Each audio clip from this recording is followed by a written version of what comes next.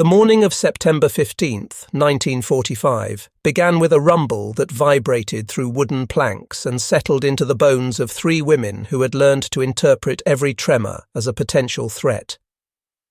Ingrid pressed her palm flat against the truck's interior wall, feeling the vehicle slow, feeling her pulse quicken in response. Through the gaps between weathered boards, she could make out fragments of landscape that meant nothing to her.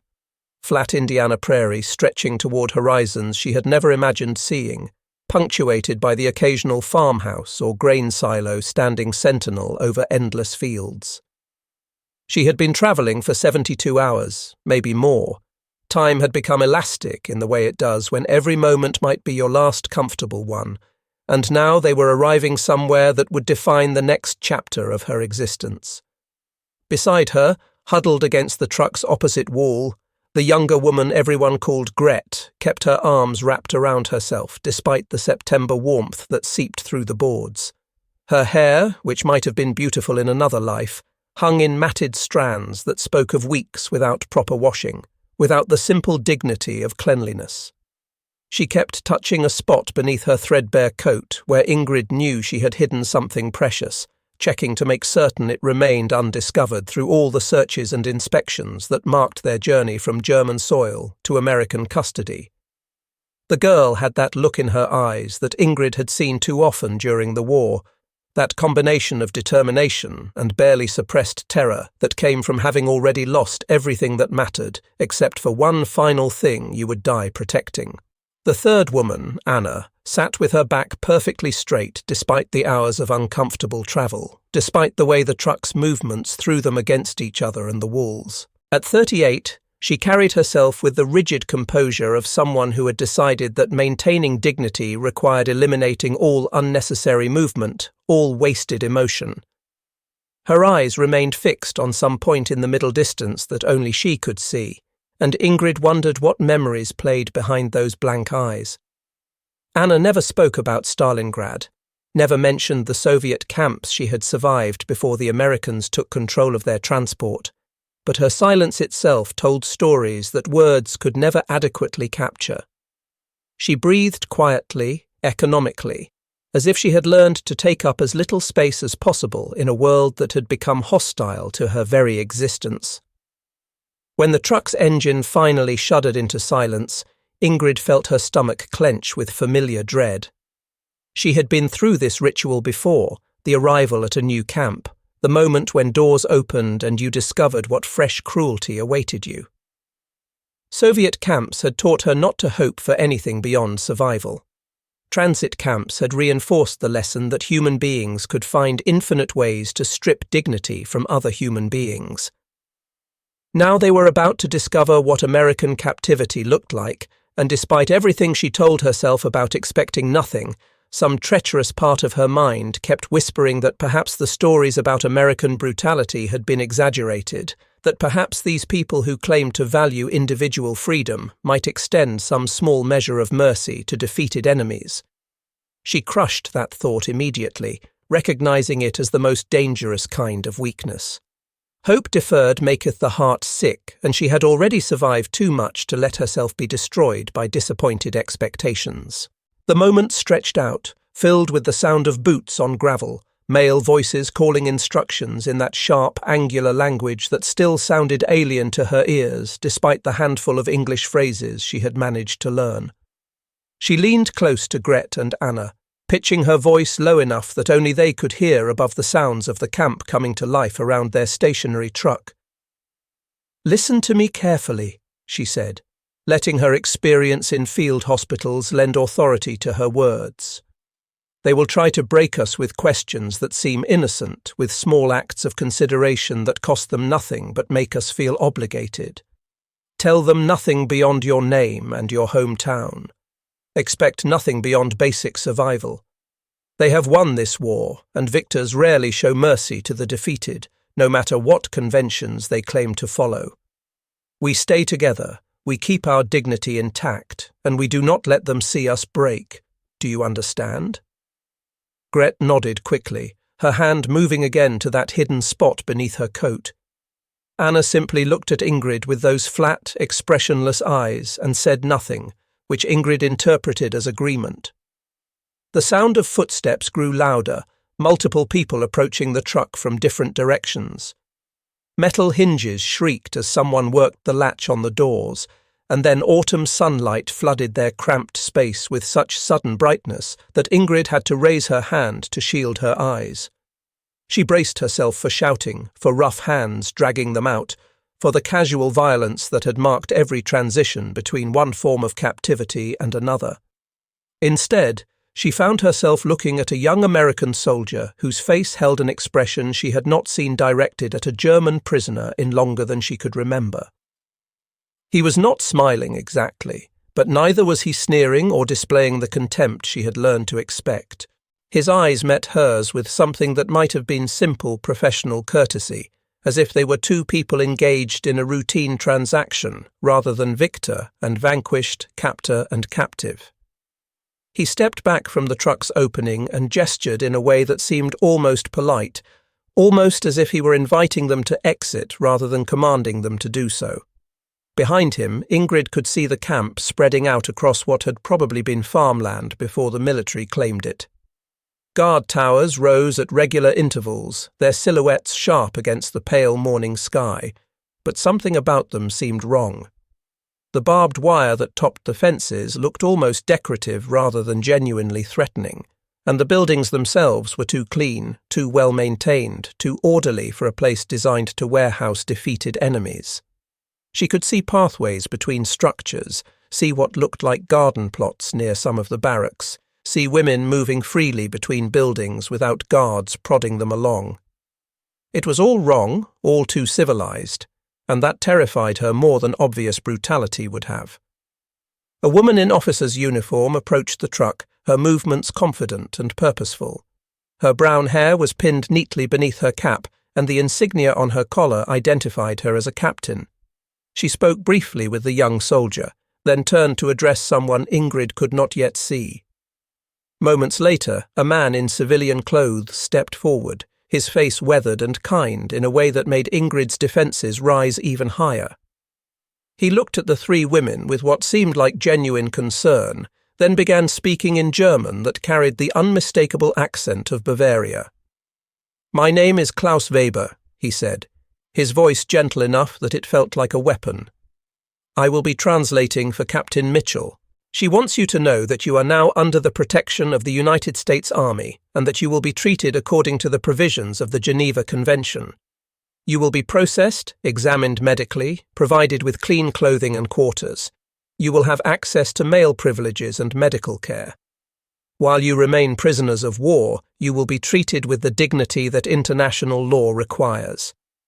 Ingrid felt her jaw clench so hard her teeth ached. She had heard these speeches before, delivered in Russian with brutal sarcasm, delivered in Polish with barely concealed contempt. Words about dignity and international law were cheap when you had all the power and your prisoners had none. She watched the woman officer, this Captain Mitchell, as she stood waiting for them to exit the truck. The captain's expression remained neutral, patient, giving nothing away about what she was really thinking, and that very patience felt like a trap being set with infinite care. The captain did something then that struck Ingrid as almost theatrical in its calculated gentleness. She stepped forward and extended her hand toward Gret, offering assistance in climbing down from the truck's high bed. It was the kind of gesture that a gentleman might make toward a lady at a social gathering, completely inappropriate for the interaction between a conquering officer and a defeated prisoner. Gret recoiled instinctively, pressing herself back against the truck's interior, her eyes wide with confusion and fear. But the captain did not withdraw her hand, did not show impatience or irritation at the rejection. She simply waited, her hand still extended, her expression still patient, as if they had all the time in the world for Gret to make her decision. "You will undergo processing first," Klaus translated as the captain began speaking again. "Medical examinations to ensure you are healthy, clean clothing to replace what you are wearing, assignment to quarters where you will sleep. You will be permitted to send and receive mail according to regulations. You will receive work assignments that provide small wages for your labor. Captain Mitchell wants you to understand that while circumstances require your detention, you will be accorded the respect that human beings deserve regardless of the conflict that brought you here. The words flowed over Ingrid like a familiar poison, sweet-tasting but ultimately deadly. She had learned not to trust the elaborate promises of captors who spoke about respect and human dignity while maintaining absolute power over every aspect of your existence. The Soviets had at least been honest in their brutality, making no pretense about viewing German prisoners as anything other than the enemy deserving punishment. These Americans seemed to take pleasure in the elaborate performance, in making you hope before pulling the rug out from under you. She climbed down from the truck without accepting the offered assistance, forcing her cramped muscles to work despite the stiffness that came from 3 days of minimal movement. Her legs trembled slightly as they adjusted to bearing her full weight again, but she kept her spine straight and her expression neutral. Anna followed in silence, moving with that careful economy of motion that characterized everything she did, her face revealing nothing about whatever thoughts moved behind her eyes. But Gret hesitated at the truck's edge, staring out at the camp with an expression that mingled terror and something else, something that might have been the dangerous stirring of hope. The scent hit them then, carried on the September breeze that rustled through the camp. Real soap, not the harsh lye solution that stripped skin and left chemical burns, but actual soap that spoke of hot water and genuine cleanliness. Gret's knees buckled slightly, and Ingrid reached out to steady her, gripping the younger woman's arm with fingers that had learned to be strong through years of medical work. The smell was almost obscene in its normalcy, in its suggestion that basic human comfort might be possible even in captivity. It made Ingrid want to weep and rage in equal measure, because she knew that comfort given could always be comfort taken away. "It is a performance," she murmured to Gret, pitching her voice too low for their escorts to hear. "They want us to believe in their mercy, so that when they withdraw it, the psychological impact will be greater. Stay alert. Trust nothing." The girl nodded, but her eyes remained fixed on the camp with that terrible mixture of fear and dawning hope that Ingrid recognized as the most vulnerable state a prisoner could enter. They were led through the camp along pathways that seemed almost absurdly well maintained, past buildings that looked more like civilian housing than military prison structures. Other women, other prisoners presumably, moved between buildings with a freedom of movement that seemed impossible. Some carried books, others engaged in animated conversation, and none of them looked like they were being herded at gunpoint or driven by fear. It was all wrong, all too civilized, and Ingrid felt her suspicion growing with every step they took deeper into this strange American experiment. The processing building was clean in a way that felt almost aggressive, as if someone had declared war on dirt and disorder and won decisively. They were separated for medical examinations, and Ingrid found herself in a small room with a female doctor who introduced herself as Dr. Patterson and proceeded to conduct the most thorough and gentle examination Ingrid had experienced since before the war. The doctor's hands were careful, her questions matter-of-fact but not intrusive, her entire demeanour suggesting that she viewed Ingrid as a patient deserving care rather than an enemy deserving punishment. "You have medical training," Dr. Patterson said through Klaus's translation, studying the way Ingrid had instinctively assessed the examination room's supplies and equipment. "The captain mentioned this in your file. Field hospital experience?" Ingrid hesitated, aware that any information she provided could be used against her, but also aware that denying obvious truth would accomplish nothing. "Yes," she said finally. "I ran a field hospital near the Eastern Front. Trauma surgery mostly, trying to keep boys alive long enough to evacuate them to better facilities." She paused, then added with bitter accuracy, though toward the end there were no better facilities to evacuate them to. Dr. Patterson nodded without judgment, her expression thoughtful. "We could use someone with your skills in our infirmary here. Nothing classified, just basic medical care for the women in the camp. Injuries from work assignments, minor illnesses, that sort of thing. Would you be willing to assist?" The question hung in the air between them, and Ingrid felt something crack inside her chest, not breaking but shifting in a way that felt dangerous. She had been prepared for interrogation, for attempts to extract information about military installations or weapon systems. She had not been prepared for someone to offer her a return to professional identity, to suggest that her skills might still have value beyond whatever intelligence they could extract from her. It felt like a trap, but it also felt like oxygen to someone who had been suffocating. "I would need to think about it," she said carefully, though every cell in her body was screaming yes, screaming that she needed to practice medicine again before she forgot who she had been before the war turned her into just another defeated prisoner. The clean clothing they were issued was not new, but it was serviceable and free of the stains and tears that had marked their previous garments. They were shown to a barracks that had actual beds with mattresses, actual sheets that appeared to have been washed recently, actual towels folded neatly on each cot. The building itself was clean, well ventilated, almost comfortable, and every detail reinforced Ingrid's conviction that this was an elaborate setup designed to extract maximum psychological impact when the inevitable betrayal came. Gret stood in the middle of the barracks, turning slowly to take in every detail, her face showing that dangerous mixture of disbelief and growing trust. "They said we would be starved," she whispered. "They said Americans tortured prisoners, that they did terrible things. But this," she gestured at the clean space around them, "this is not torture." "Not yet," Ingrid replied grimly. "But give them time. They are being kind now because they want something from us. Information, cooperation, something they think they can extract more easily through manufactured gratitude than through direct interrogation.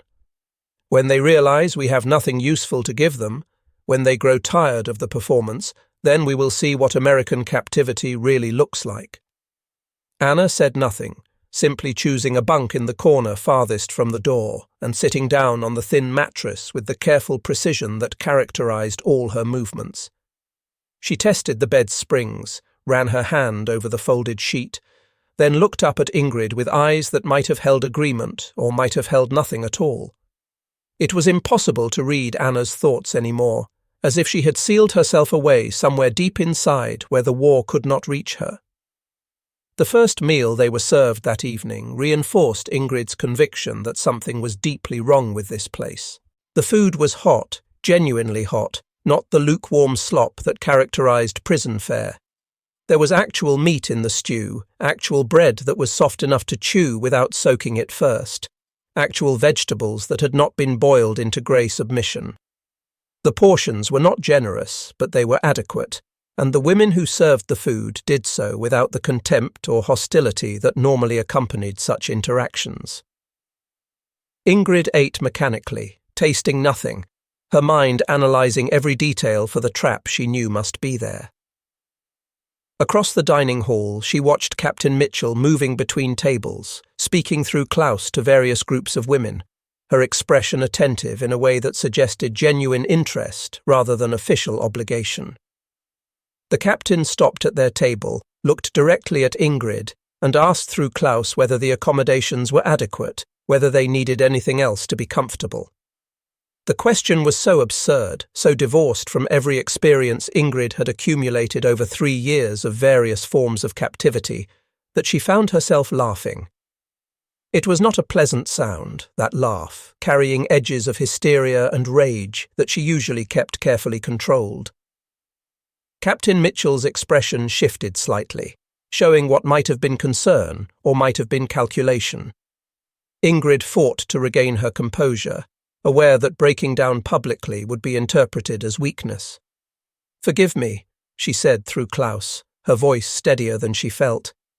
"It has been a long time since anyone asked whether I was comfortable. I am still adjusting to the concept." She paused, studying the captain's face for signs of manipulation. "Why are you doing this? What do you want from us that you think kindness will extract more effectively than cruelty?" Captain Mitchell held her gaze without flinching, without showing offence at the directness of the question. "I want you to survive this war," she said simply. I want you to go home to whatever families you have left with some measure of your humanity intact. I want to prove that it is possible to detain enemies without becoming monsters ourselves." She paused, her expression growing more serious. "But mostly, I want to be able to look at myself in a mirror without feeling ashamed of what I see there." The answer was either completely sincere or the most sophisticated manipulation Ingrid had ever encountered, and she found herself unable to determine which. She nodded slowly, acknowledging the words without accepting them, and returned her attention to the meal that tasted like everything she had forgotten food could be. 3 weeks passed in a blur of small surrenders to comfort, each one feeling like a betrayal of the vigilance Ingrid knew she needed to maintain. She found herself agreeing to assist in the camp infirmary, found herself treating minor injuries and illnesses with hands that remembered skills the war had tried to erase. Dr. Patterson treated her as a colleague rather than a prisoner, discussing cases with genuine professional interest, asking for Ingrid's opinion on treatment approaches, creating a space where Ingrid could remember who she had been before everything fell apart. The work was healing in ways she had not anticipated, restoring pieces of identity she thought the war had permanently destroyed. When she cleaned and sutured a gash on another prisoner's arm, when she diagnosed and treated a respiratory infection, when she advised on proper wound care, she was not a defeated enemy or a captured soldier. She was a doctor again, a person whose skills had value, whose judgment deserved respect. It was intoxicating and terrifying in equal measure, because she knew how devastating it would be when they inevitably took this away from her. Gret spent her days in the camp classroom, learning English from a young guard named Tommy, who volunteered his off-duty hours to teach basic literacy. Ingrid watched from a distance as the girl's face slowly lost some of its haunted quality, as she began to laugh at her own mistakes with pronunciation, as she showed Tommy the hidden family photograph she had guarded so fiercely, and told him stories about the bakery her family had owned before everything changed. The growing trust between Gret and this American boy felt like watching someone walk toward a cliff edge, and Ingrid wanted to pull her back before she fell. Anna remained the hardest to read, the most resistant to the camp's carefully constructed atmosphere of relative comfort. She accepted work assignments in the camp garden without comment, tending vegetables with the same mechanical precision she brought to every task, but she never relaxed, never let down her guard, never showed any sign that she believed in the possibility of mercy. When other women began to laugh at shared jokes, when the dining hall began to fill with something that resembled normal social interaction, Anna sat apart and watched with eyes that judged and found everything wanting. Captain Mitchell continued her daily rounds through the camp, speaking with prisoners through Klaus, addressing problems that arose with what seemed like genuine concern for fairness. She established work assignments based on skills rather than punishment, setting up a classroom for former teachers, providing sewing equipment for women who had worked in textile industries, welcoming experienced cooks into the mess hall where their knowledge of stretching limited ingredients proved invaluable. The camp began to function less like a prison and more like a strange, displaced community of women trying to survive extraordinary circumstances together. The letter arrived for Ingrid on a Tuesday morning in early October, carried in with the regular mail delivery that had become one of the camp's most anticipated daily rituals. Her hands shook as she recognized Heinrich's careful handwriting, her eldest son, who would be 15 now if he had survived. She had not dared hope for contact with her children, had convinced herself they were dead or lost beyond finding. Klaus sat with her as she opened the envelope, his presence a gentle reminder that even this most private moment was subject to scrutiny, but his face showed nothing but quiet compassion as her tears began to fall. Heinrich wrote that he and his younger brother were alive and living with their grandmother outside Munich. The final bombing raids had missed their village, and American forces had arrived with food and medical supplies rather than the revenge everyone had expected. "We have enough to eat," he wrote in the script she had taught him years ago. "The Americans ask about you sometimes. They say prisoners are being treated well. I hope this is true, Mama. We pray for you every night." The words blurred through her tears, and Ingrid felt something inside her chest crack wider, letting in light that felt almost painful after so long in darkness. Her sons were alive. They were safe. They were being cared for by the same nation that held her in captivity, and she did not know how to process the cognitive dissonance of that reality. She looked up at Klaus, who was tactfully studying the wall, and felt gratitude so overwhelming it threatened to choke her.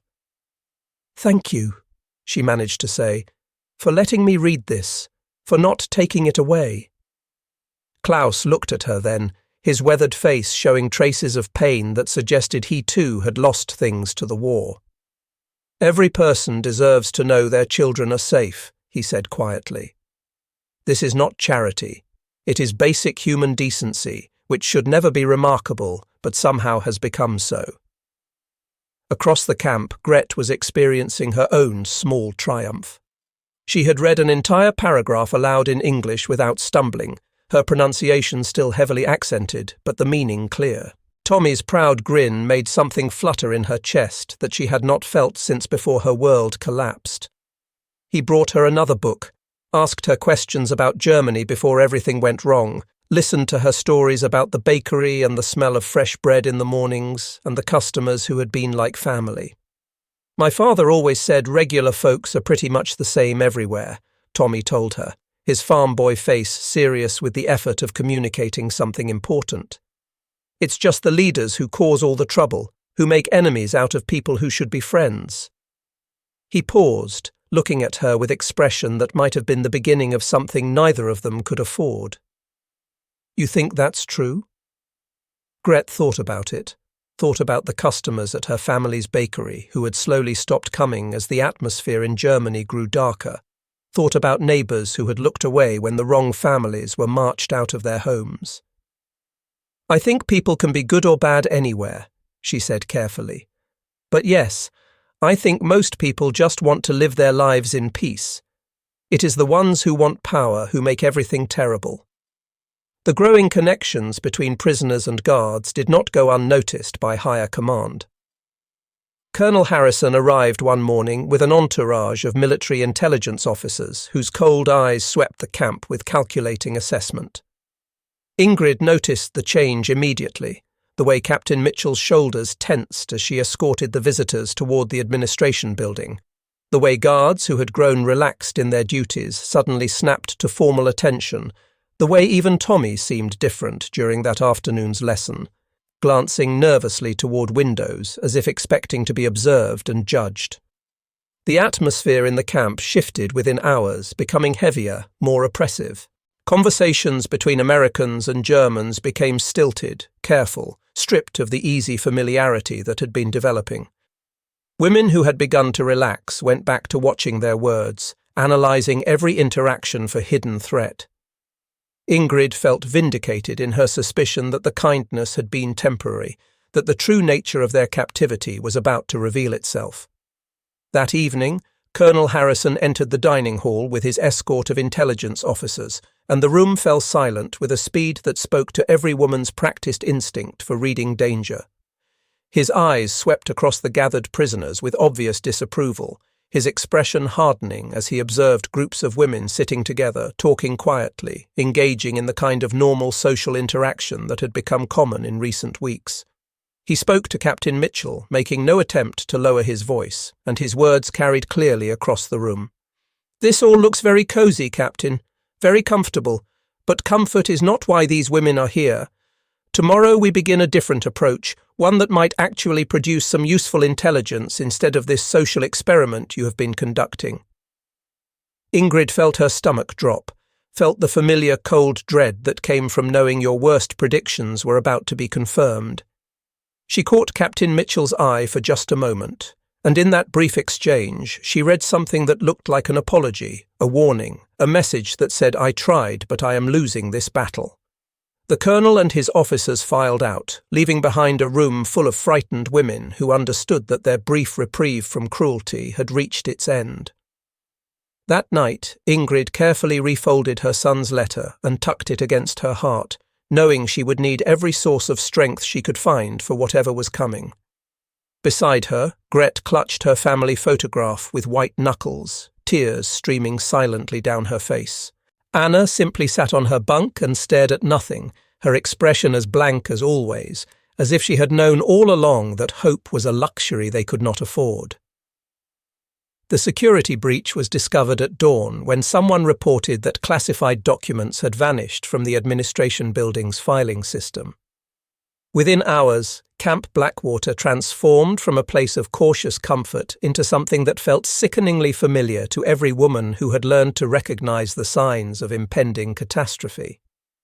The lockdown order came swift and comprehensive, eliminating every small freedom that had made the past weeks bearable.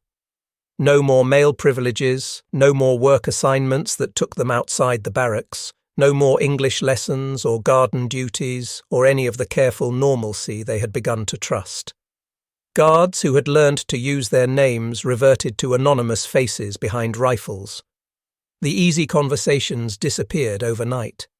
Even Tommy, who had brought Gret chocolate bars and children's books, became a stranger again, his face carefully neutral as he stood guard outside their barracks with a rifle across his chest. The transformation was complete and devastating, proving everything Ingrid had warned them about, proving that kindness from captors was always conditional, always ready to be withdrawn the moment circumstances changed. The interrogations began that same afternoon.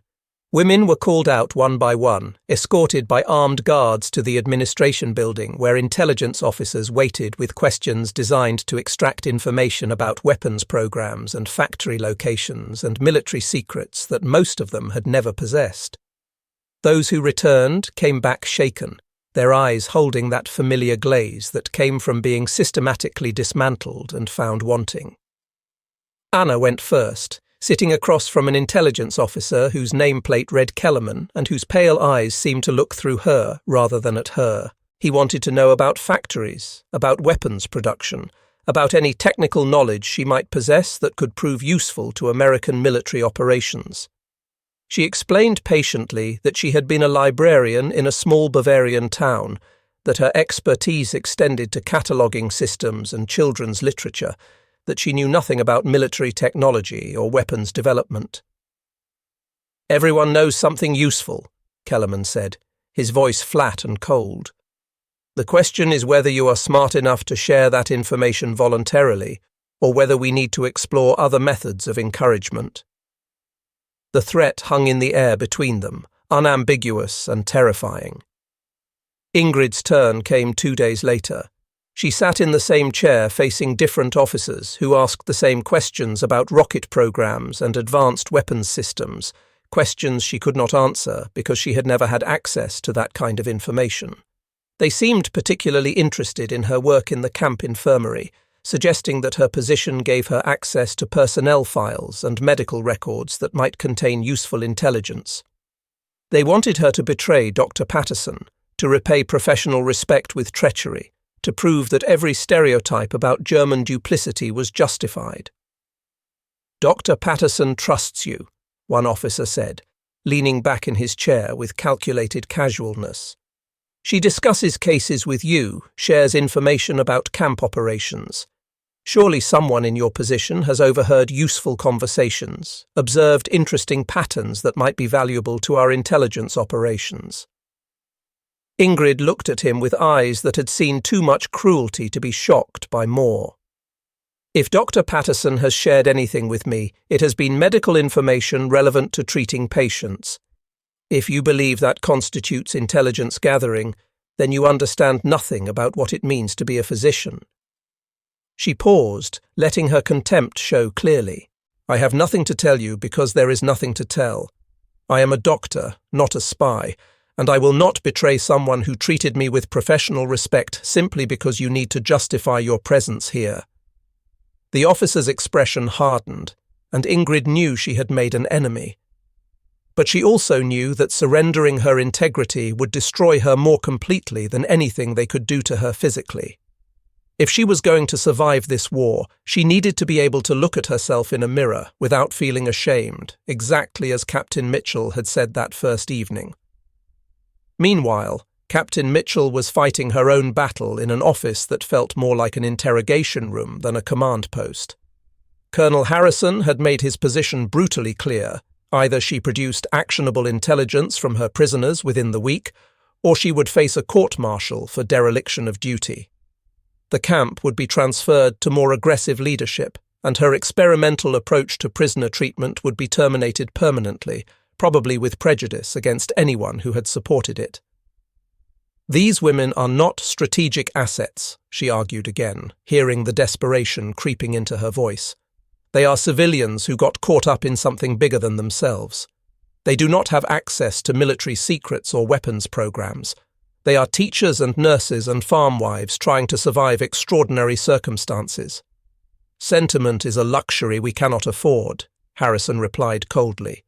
"The war in the Pacific continues to cost American lives. If these prisoners possess any information that could save even one of our boys, then extracting that information becomes a moral imperative that supersedes your concerns about their comfort."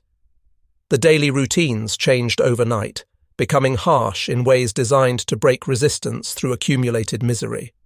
Hot meals were replaced with cold rations. Medical supplies were locked away under guard, preventing Ingrid from practicing the medicine that had given her back pieces of her identity. Books and writing materials disappeared. Clean towels vanished, replaced by rough cloth that abraded skin made sensitive by weeks of proper care. The scent of soap faded from the barracks, replaced by the institutional smell of disinfectant and despair that characterized every prison camp Ingrid had ever inhabited. Most devastating was the restoration of casual cruelty in everyday interactions. Guards who had learned to say please and thank you reverted to barked orders and contemptuous silence. The dignity that had been carefully constructed over weeks of patient effort was stripped away with brutal efficiency, proving how fragile civilization became when fear took control. Women who had begun to believe in the possibility of mercy learned once again that hope was the cruelest weapon of all.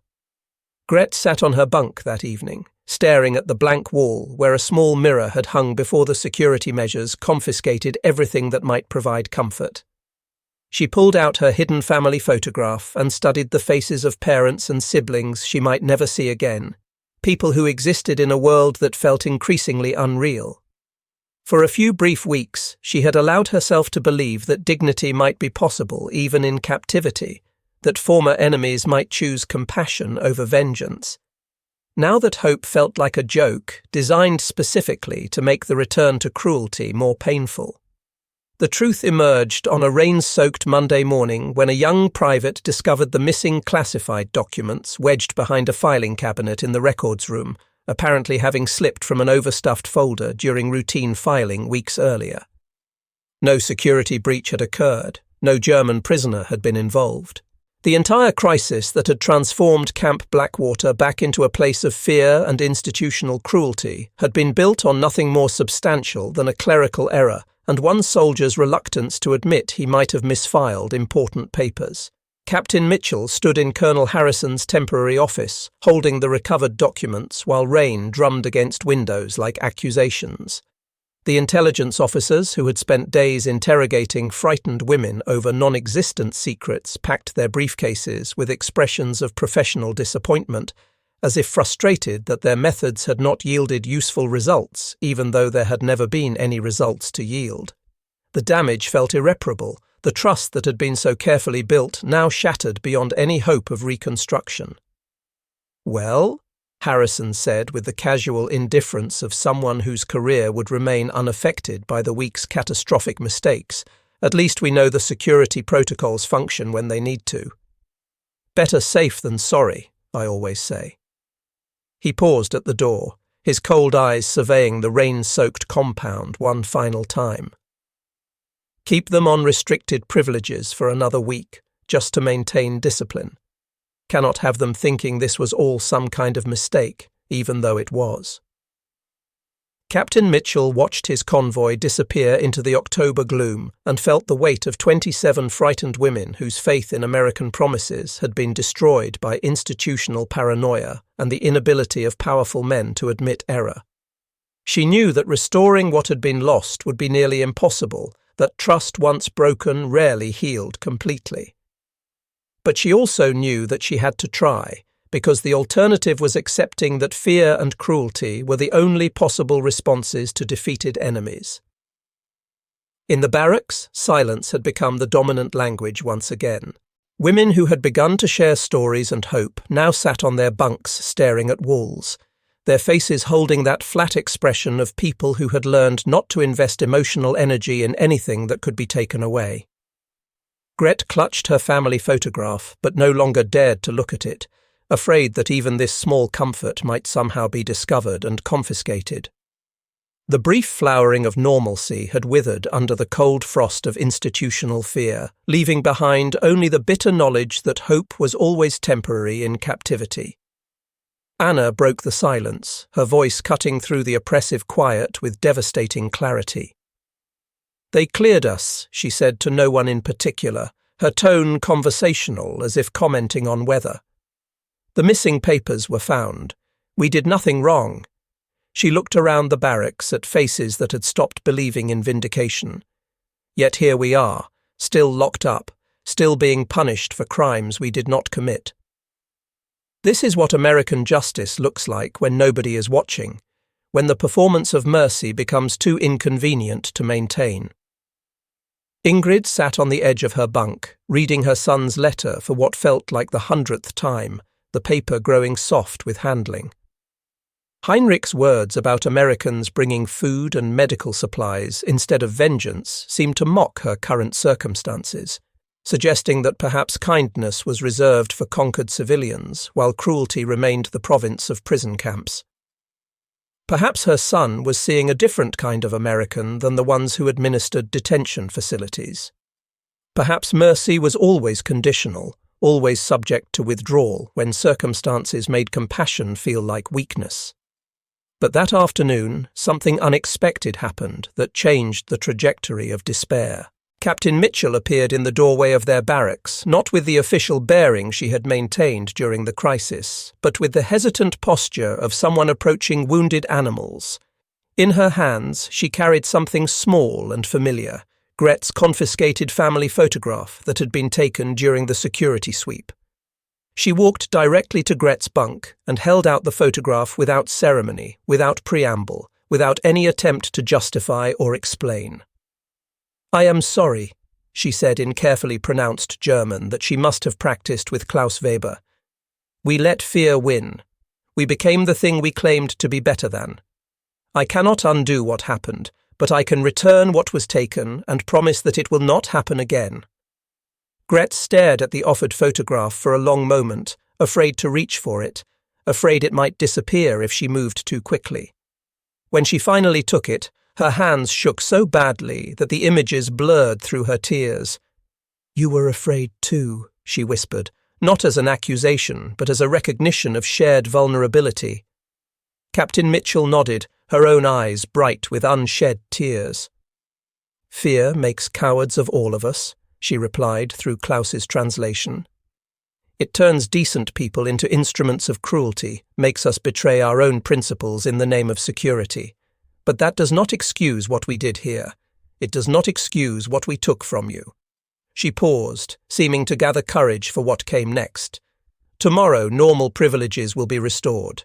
Mail, work assignments, medical access, everything. I cannot undo this week, but I can make sure it does not happen again." She looked around the barracks at faces that were beginning to show cautious hope.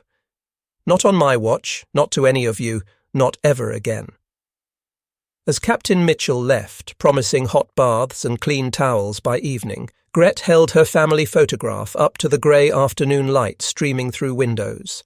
The faces of her parents and siblings looked back at her with expressions frozen in happier times, before war had taught everyone that kindness was luxury and trust dangerous vulnerability. But perhaps courage was not the absence of fear, she thought, but the decision to choose mercy despite it.